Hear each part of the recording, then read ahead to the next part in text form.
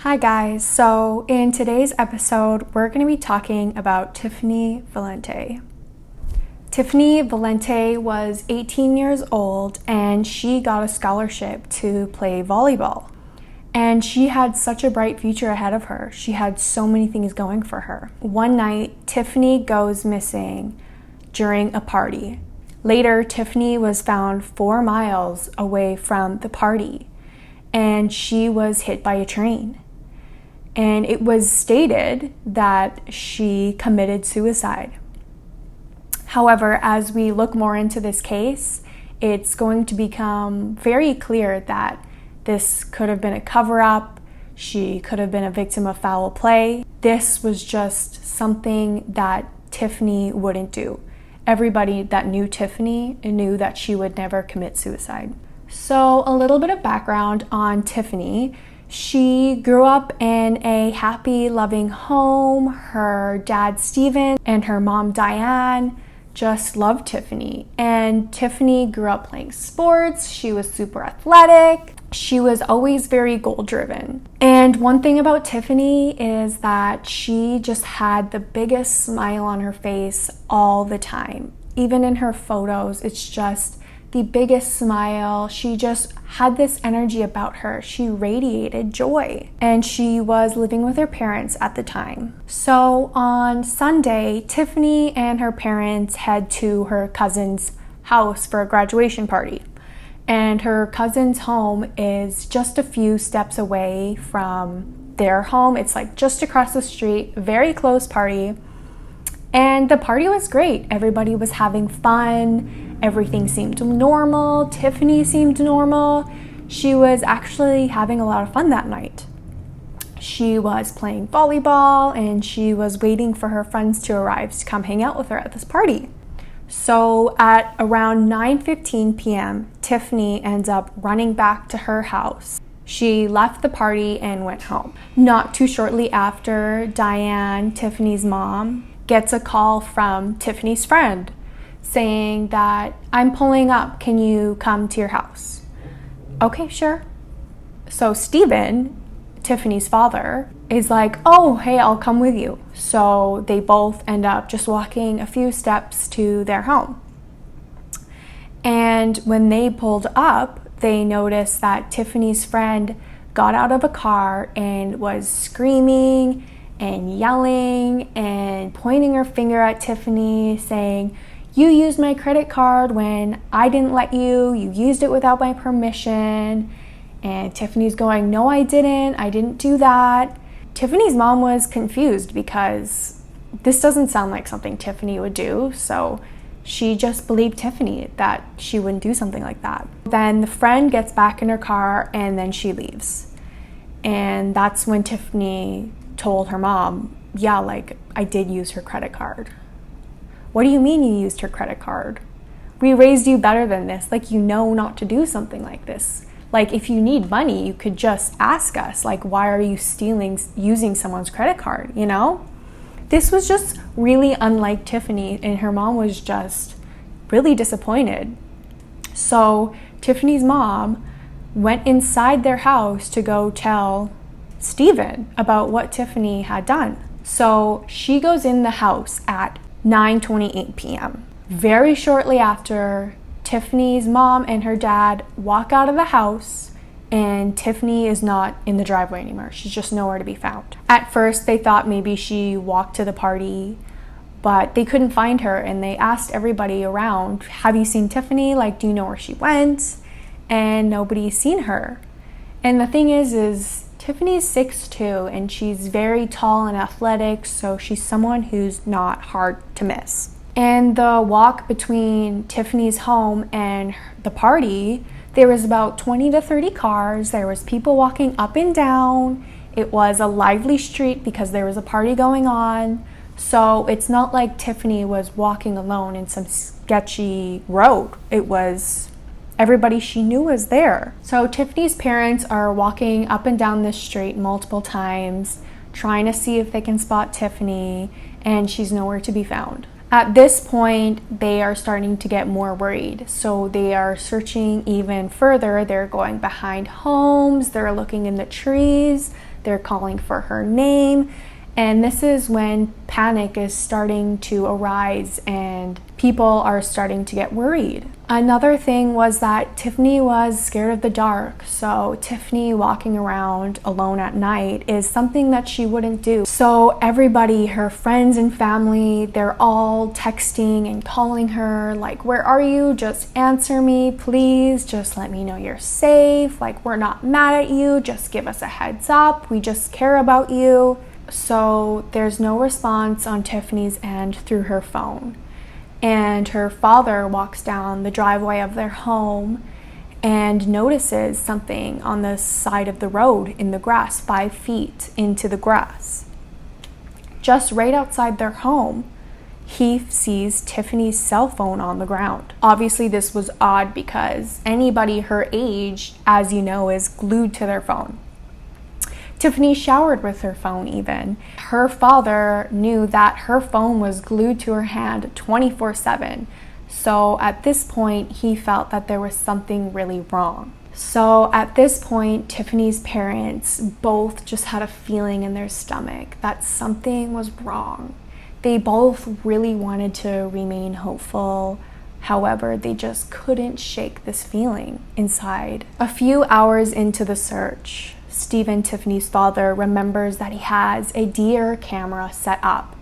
And in the camera, you can see a part of his driveway and the trees and the road. So he looks at the camera at 9:28. This is when he and his wife were inside and Tiffany was outside. So at 9:28, he sees a picture of Tiffany and she is walking down the driveway. And at 9:29, just 1 minute later, Stephen and his wife walk outside the house and Tiffany has already disappeared into thin air in 1 minute. This is odd because if it's been 1 minute, she couldn't have gotten too far if she's on foot. So they end up calling Michael, which is Tiffany's uncle, and they let him know like, hey, Tiffany's missing. Can you help us search for her? Of course, Tiffany's missing? What? Michael initially decides to drive to Tiffany's grandma's and see if she's there because Tiffany's grandma's is not even half a mile. It's walking distance, so he drives there to see if she's there. And there's no trace of Tiffany. So at around 12 a.m., this is 2 hours into searching for Tiffany, Michael said he just had this feeling that he needed to go down to Pomona. This is a road that leads to railroad tracks. And when he arrived, he noticed that there were all these flashing lights and that there were cop cars and what looked to be a crime scene. So he gets out of his car and asks like, hey, what's happening? Like, what's going on? And the Galloway police officer tells Michael somebody was hit by a train, possibly a female. However, the Galloway police didn't get involved because this happened on New Jersey jurisdiction. So New Jersey Transit Police took this case. So he ends up speaking to a New Jersey Transit police officer and asks them, hey, have you seen a girl about 6'2", very athletic? And he goes, no, but somebody was hit by a train. And at this point, Michael doesn't even want to think that this could be Tiffany. However, the police asks him, can you identify her? We have the body here. And he goes, yeah, sure. So the police officer lifts the blanket and Michael sees that it is Tiffany that has been hit by this train. And he knew in that moment that it was meant for him to be there instead of her parents because he just knew that they wouldn't have been able to handle what he saw. He said that it was the most horrific thing that he had ever seen, seeing Tiffany like that. So the officer lets Michael know, like, hey, we need to go down to your brother's house and let them know what happened to Tiffany. So at about 2:30 a.m., police arrive to the Valante's home and out walks Michael. And instantly his face is just white. And Tiffany's parents come running outside asking what's happened, what's going on, like, do you have any new information? And they could just see it in his face. And he lets them know that Tiffany is dead. She has been hit by a train.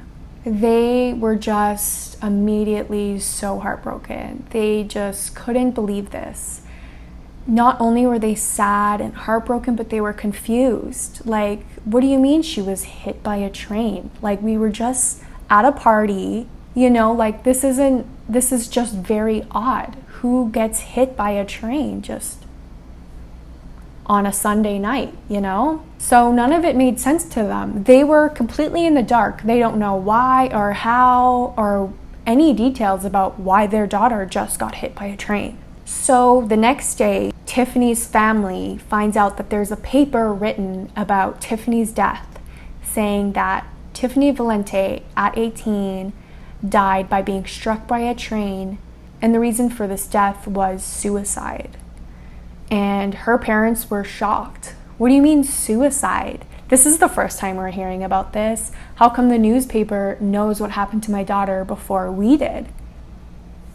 They were just so shocked, and they just didn't believe it because Tiffany was such a happy girl. She had so much going for her, and she showed no signs of depression, sadness, especially that night. She was having a lot of fun. There was no signs of stress that night.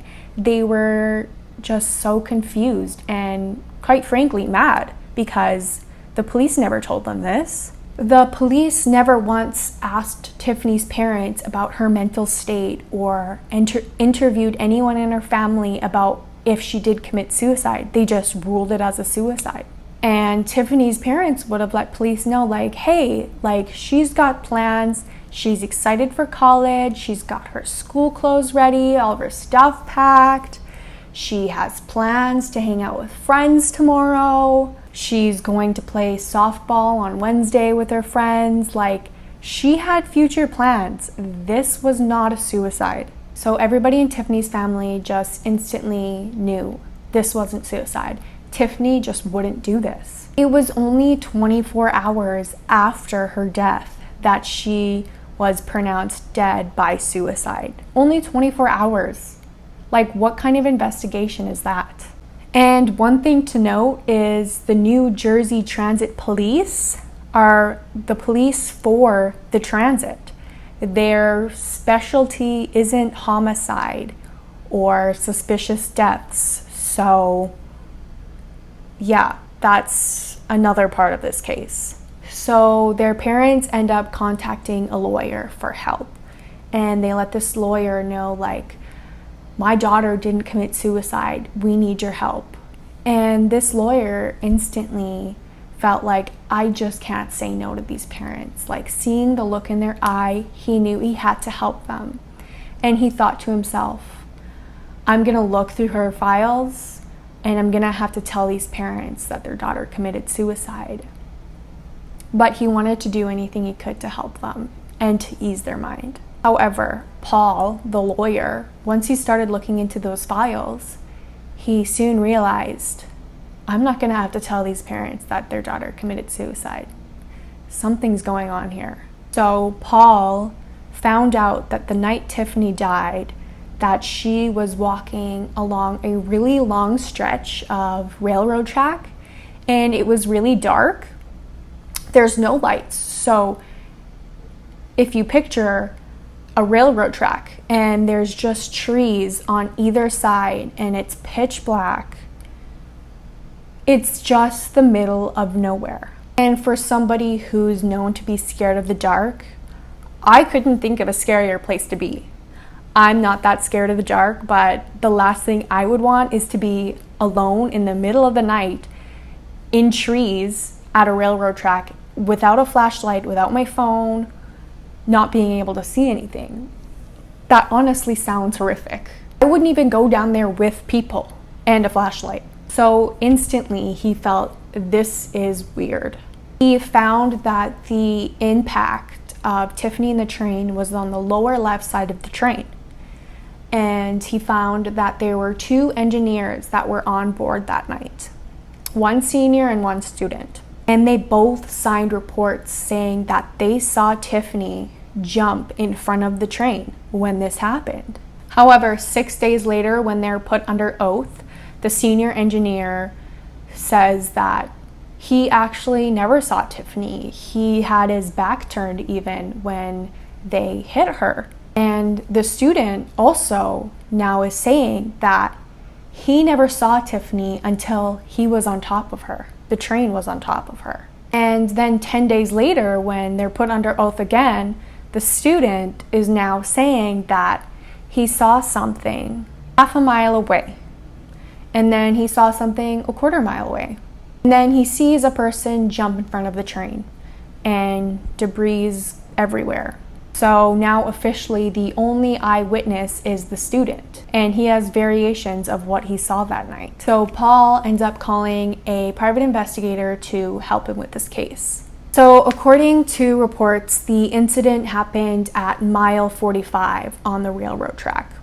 And the investigator drives out there, and the first thing he thinks to himself also is, it's so dark, it's so scary out here. Why the heck would she be out here? And why would she walk all the way here to jump in front of a train? It was 2.6 miles away from her home, so it was really out of the way. And it was over a mile away from the nearest intersection, so she was quite far in. It's quite a long ways to walk to end up doing this. And the private investigator realized that the transit police officers did not treat this at all like a crime scene, and that an investigation was never actually really done. They just rushed to a conclusion of suicide. And as somebody who specializes in this, you know that it is impossible to come up with a conclusion in 24 hours. That is not an investigation. He found out that a full autopsy wasn't even conducted. There was no R-word kit conducted. There was no DNA testing on anything. There was no organs that were examined. However, there was a toxicology report, and it stated that there were no drugs or alcohol in Tiffany's system when this happened. But at this point, Tiffany's body was cremated, so they couldn't exhume this body to do any further inspections. He also found that Tiffany wasn't wearing any shoes at the scene. And this is even more odd because there are sharp rocks all along the railroad, and the railroad track is wood. You would get slivers, it's dark, you don't know where you're stepping. Why would someone walk a mile on rocks with no shoes? This investigator also found out that when she was found, she was only wearing a bra and underwear. And on the footage of the deer cam, the last place that she was found, she was in a full outfit, shorts, t-shirt, shoes, headband. So what happened? The investigator ended up looking through Tiffany's phone and found that she and her girlfriend broke up that Friday, so 2 days before her death. And the breakup was really mutual, and they ended on good terms. You know, they still loved each other, but they just knew they weren't right for each other. And they both seemed fine with it. They also found that Tiffany already was starting a new relationship with another girl. She even tweeted that Sunday night, "I probably shouldn't be, but I'm pretty content with my life right now." She's saying this 2 days after a breakup, and she's saying that she's pretty happy with her life. So there's just no signs that lead to suicide. So Tiffany's uncles end up walking the railroad track after the incident just to see if they can find anything that the police missed. And there was a lot. They found a lot of her bones, and they found her bracelet. This just goes to show that the police, the transit police, didn't even clean up the crime scene properly. never mind do a real investigation. From Tiffany's home to the railroad track, there is a long stretch of highway in between the home and the tracks. And you need to take that highway to get there. So Tiffany's mom ends up walking that highway multiple times, back and forth, just to see if she can find anything. She wants to find her daughter's clothes. Where are her daughter's clothes? So along the highway in the ditch, this is about 2 miles from where she is hit on the railroad track, she finds her daughter's shoes. And they are placed very weirdly. They are placed in a way where if you're standing normally, that's how the shoes are placed. Which is odd because normally when you take off your shoes, they kind of get tossed around a little bit. They don't just perfectly stay there. It almost looked like she was just taken from her shoes. And 6 feet away from her shoes, her mom ends up finding her headband. So the transit police end up taking pictures of her shoes and her headbands, and then they take the items into evidence, and there's nothing heard about them ever again. It's almost like they are finding everything that they can about this case and just sweeping it under the rug. It's weird, it's suspicious. So the family is just not getting the answers that they want. The transit police department isn't helping them. They didn't do any DNA testing on those shoes, and they want to find answers. So 5 years later, they actually had to end up paying somebody to do DNA testing on her daughter's shoes. Like, that's how they were treated in this case. They had to actually pay somebody to figure out what happened to Tiffany because the police just didn't care to do it. So with all of this evidence compiled, the investigator has a few theories in mind. Either Tiffany was a victim of foul play and her items were tossed there on the side of the road, disposed of, or Tiffany took off her shoes on the side of the highway and her headband, walked to the railroad tracks, and jumped in front of the train. However, this theory is very odd because why would you walk a quarter down the highway, take your shoes off, and then walk another 2 miles down the highway, and then another mile down rocks and sharp edges? That one just seemed a little far-fetched. So the investigator looked at pictures that were taken of Tiffany's feet to see, did she really walk? And he noticed that there was no marks on her feet. They were clean. And for somebody who's walked that far, not only walked that far, but on sharp rocks, edges, a rusted railroad track, she should have at least slivers or some marks. And there was glass all over the railroad tracks. Like, this was just alarming. And this let the investigator know that Tiffany did not walk all that way. There is just no way. So this investigator ends up re-looking at the deer cam picture of Tiffany. And while he's inspecting it, he sees something at the bottom right corner. And it is an oncoming headlight. It looks like there's a car coming towards Tiffany. At this point, he suspects that Tiffany entered this car voluntarily, which shows that she knew who this person was. And as soon as she got into the vehicle, the person in the vehicle grabbed her phone and threw it out the window as they were driving off. So then after that, he ends up looking at the picture of the site of impact between Tiffany and the train. He notices that there's like a large pile of blood that is on the side of the railroad track. And this pile of blood is on the outer side of the railroad track, so not the inside. So this could mean that Tiffany was actually laying down and bleeding out before the train even hit her. That would explain why her feet and her hands are still intact and that there's blood on the outer side of the railroad track. So then he looks at her medical reports and he notices that in the report it says that her lower body was cut. They used the word cut, not ripped off, not torn off, but cut, sorry. He thought that this was odd.